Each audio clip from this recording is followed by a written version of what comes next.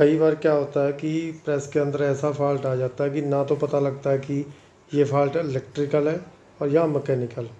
और कुछ इस तरह का ही फॉल्ट हमारे साथ इस प्रेस के अंदर आ रहा था। इस प्रेस को अगर आप देखें तो प्रेस देखने को बिल्कुल बढ़िया चल रही है, लेकिन जब आप गौर से देखेंगे तो ये प्रेस को हमने इंचिंग पे किया हुआ है। ये चलते चलते या तो गलती से हो गया, जहाँ अंदर तार जुड़ गई तो अपने आप इंचिंग पे होगी। जब हम प्रेस को चला रहे थे तो जब इसको अगर ध्यान से देखें तो एक बार पेडल दबाते हैं तो पूरा एक बार बट्टा जो हमारा नीचे आ जाता है। क्लच पूरा प्रॉपर काम कर रहा है, क्लच ऐसे नहीं लग रहा कि स्लिप कर रहा है कहीं से।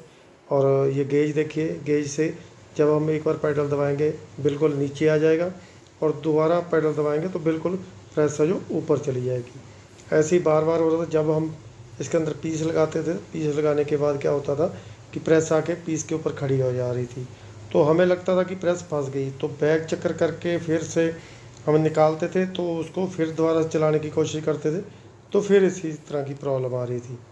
तो फिर हमने पत्ती को निकाल के बाहर चेक किया दोबारा से कि फ़ॉल्ट कहाँ पे है। तो कुछ तो दिक्कत ये है कि इसके अंदर ढील बहुत ज़्यादा है।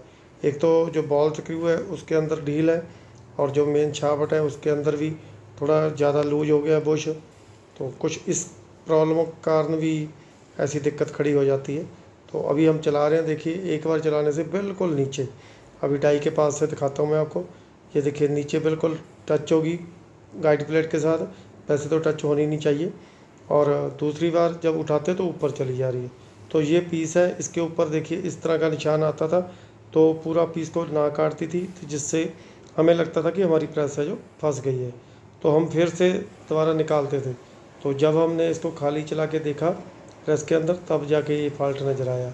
हो सकता कि आपके साथ भी ऐसा फॉल्ट कभी हो जाए, तो इसलिए मैंने वीडियो बनाई कि ताकि अगर आपको भी ऐसी कोई प्रॉब्लम आती है तो आप देख सकें। ज़्यादातर इंचिंग में होता क्या है कि जब प्रेस को चलाते हैं तो इंचिंग इंच में चलती है, तो ये प्रेस थोड़ा थोड़ा ज़्यादा चलती है वहाँ से, मतलब इंच से ज़्यादा चल रही है कि पूरा ही नीचे आ जाती है।